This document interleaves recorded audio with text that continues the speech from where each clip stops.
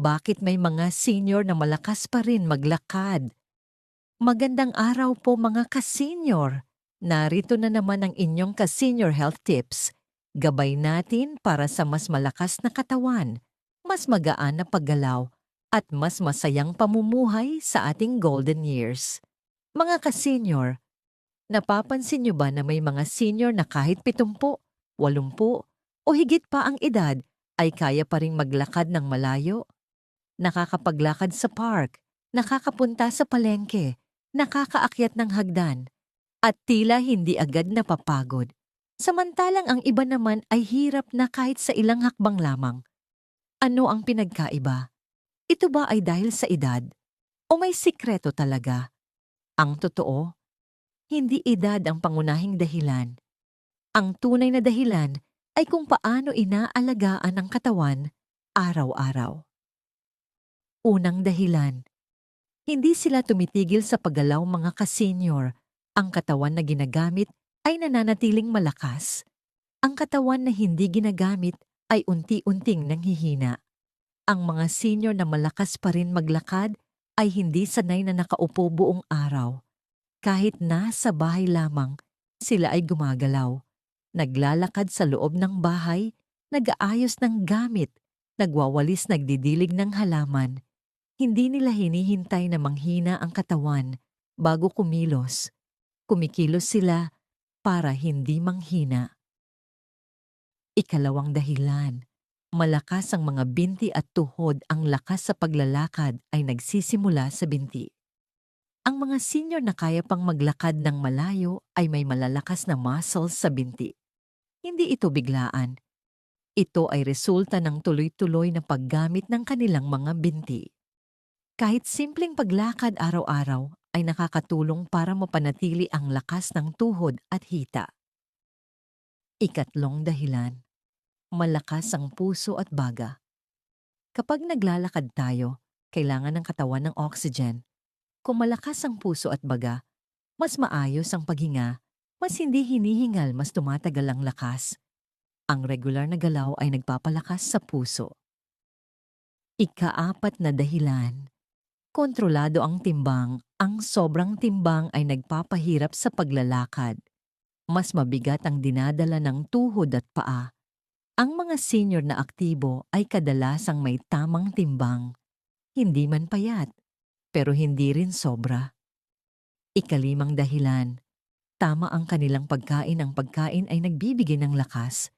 Ang mga malalakas maglakad ay kumakain ng gulay, prutas, sapat na protina.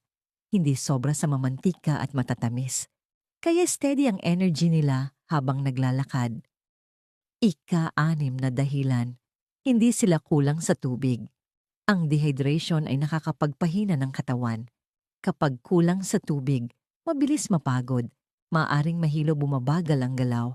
Ang mga senior na malakas ay umiinom ng tubig kahit hindi pa nauuhaw. Ikapitong dahilan, may sapat na tulog. Ang pahinga ay mahalaga para sa lakas ng katawan. Kung kulang sa tulog, mabigat ang pakiramdam, mabilis. Mapagod, mahina ang katawan. Ang mga malalakas maglakad ay may maayos na tulog. Ikawalong dahilan, malakas ang isip at loob mga ka-senior. Ang lakas ay hindi lang sa katawan. Nasa isip din. Ang mga senior na aktibo ay hindi agad sumusuko. Hindi nila iniisip na hindi ko na kaya. Sa halip iniisip nila, kaya ko pa, dahan-dahan lang. Ikasyam na dahilan, marunong silang magpahinga. Hindi nila pinipilit ang sarili. Kapag pagod, humihinto. Kapag kailangan umupo, umuupo. Dahil dito, hindi agad nauubos ang kanilang lakas. Ikasampung dahilan, may purpose sila sa paglakad. Hindi sila basta naglalakad. May dahilan, mamili, mag-exercise, makipagkita, mag-enjoy. Kapag may purpose, mas may gana ang katawan gumalaw. Ikalabing-isa, consistent sila. Hindi minsanan ang galaw nila. Araw-araw, kahit kaunti, gumagalaw sila. Ito ang tunay na sikreto, consistency. Ikalabing-dalawa, hindi sila palaging nakaupo. Ang matagal na pag-upo ay nagpapahina ng muscles. Ang mga malalakas maglakad ay hindi tumatagal sa upuan. Paminsan-minsan ay tumatayo at naglalakad.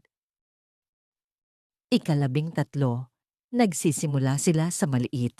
Hindi sila biglang naglalakad ng malayo. Nagsimula sila sa kaunti, ilang hakbang, ilang minuto, hanggang sa lumakas ang katawan. Real talk mga ka-senior, kung palagi kang nakaupo kulang sa galaw, kulang sa tulog, kulang sa tubig, natural lang nahihina ang iyong lakad.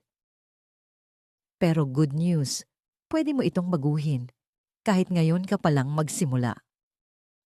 Simpleng simula, maglakad ng 5 minuto sa umaga, mag-unat ng katawan, uminom ng tubig, magpahinga kapag pagod.